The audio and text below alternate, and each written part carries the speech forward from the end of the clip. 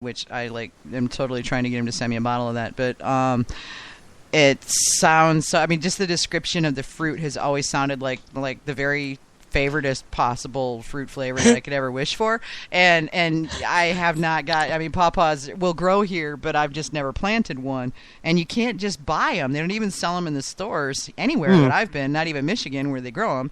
So they're not, from what I can see, commercially produced on any big level. But for anybody out there listening, if you've made a pawpaw mead and you think it's pretty good, I'll be happy to evaluate it for you. And I've always wanted to try them just to see if they're as good as they sound like in their descriptions, so.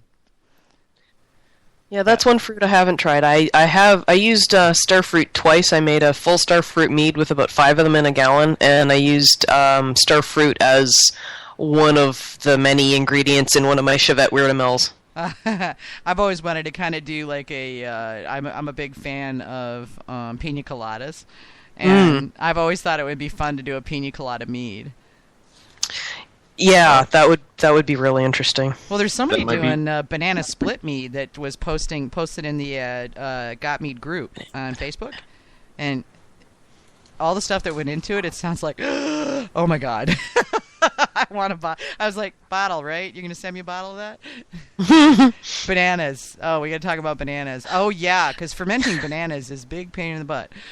Yeah, the recipes that I have read indicate that you should boil them and use the skins. So when I did it, I used the I scrubbed them with soap to make sure that there wasn't pesticide on them, and then they also say that you should let them go brown. And what I ended up with was grocery store manager was a little sweet on me at one point, and he gave me like 2 or 3 huge bags of bananas for like 25 cents a piece because they were all starting to go brown and spotty. Mm-hmm. So I let them sit around for a little bit longer until they were almost completely brown, and then I sort of carefully scrubbed the skins a little bit and then cut them into chunks, put them in the brew bag, and brought it to a boil. And that's when I discovered that the brew bag I was using is synthetic because a little chunk of it stuck to the bottom of the pot. Oh no!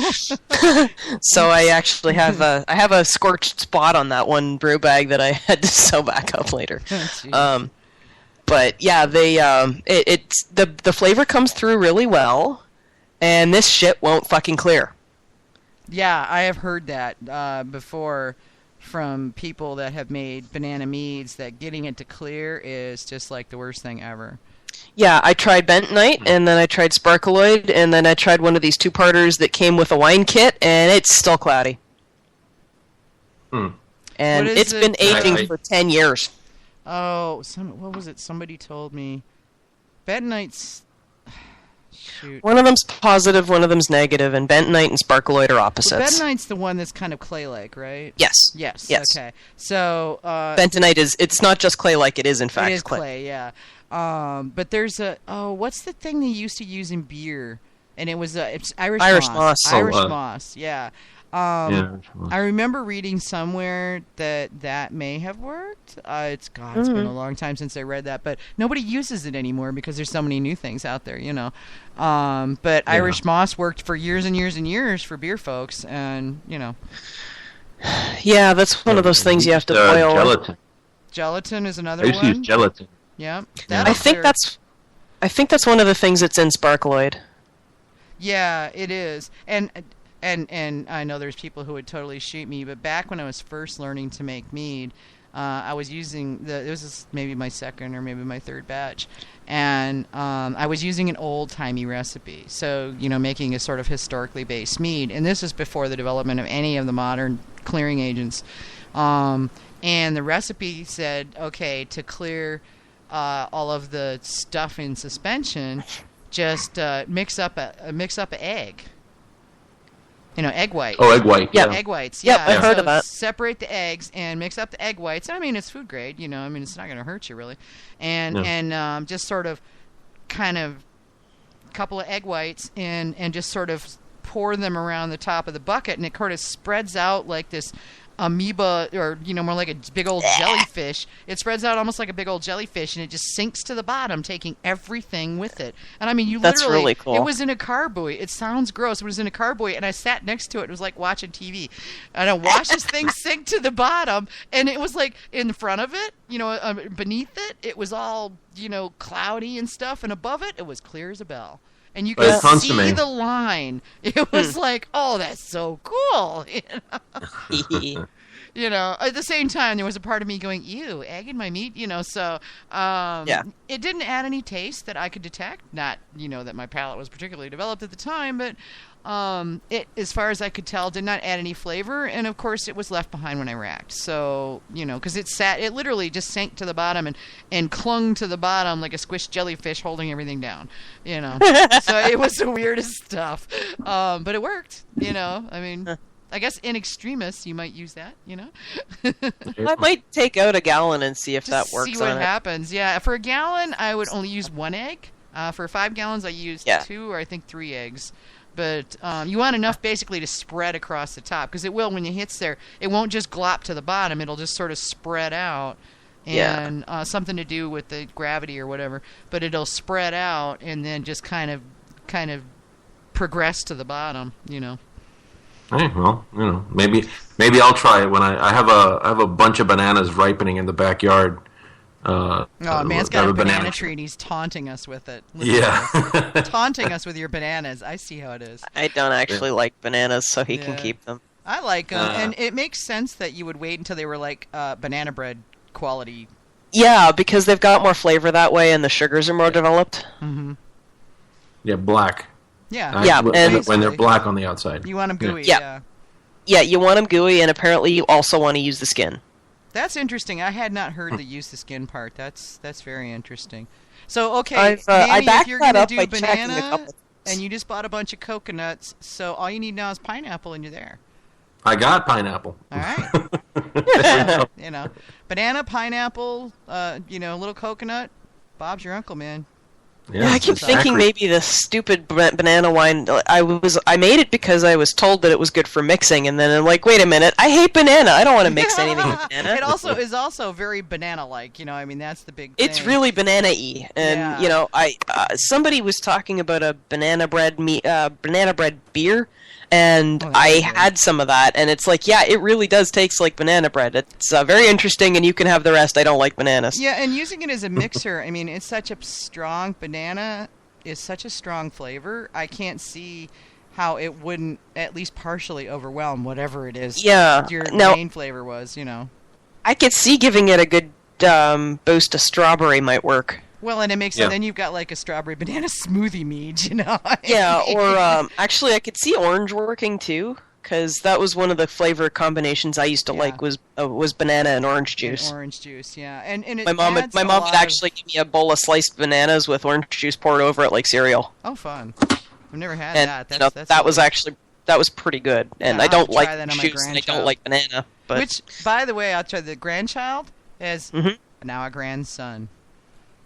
Found a winkle, did we? Yes, we did. So, gonna be, have a grandson. My husband's already pulling together the, all the grandson accoutrement to, it's gonna be lots of fun.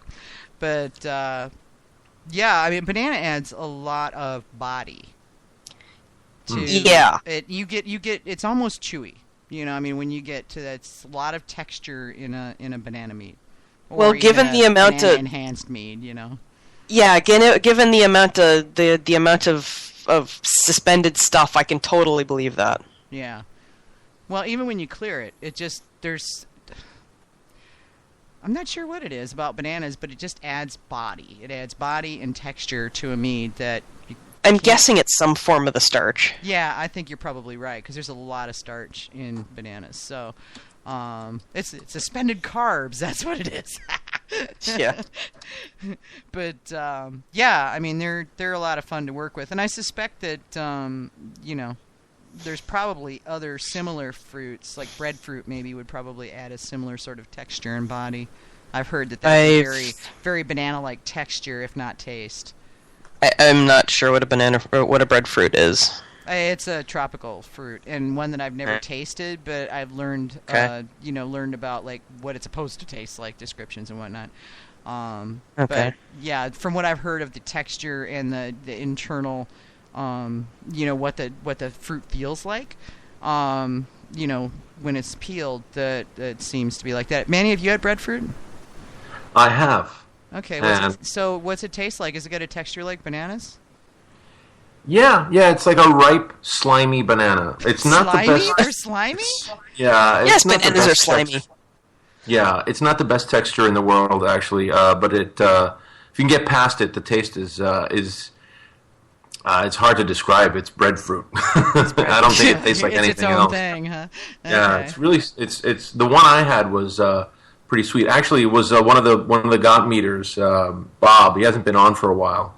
But he actually is a big fruit guy too, and he had a fruit farm, and I went over there to taste some of his meads, and he had breadfruit, and I tasted it with him. It was an interesting experience.